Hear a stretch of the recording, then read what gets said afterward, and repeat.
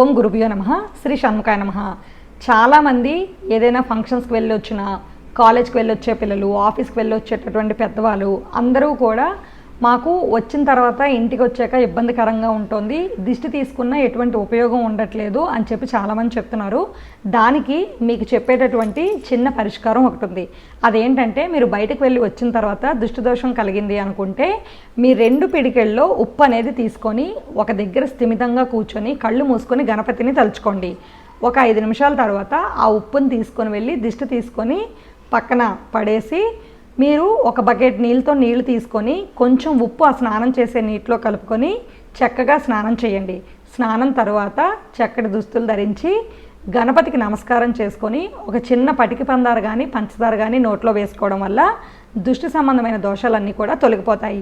ఇలాంటి మరిన్ని వీడియోస్ కోసం శ్రీ శివకామేశ్వరి జ్యోతిషాలం యూట్యూబ్ ఛానల్ని లైక్ చేయండి, షేర్ చేయండి, సబ్స్క్రైబ్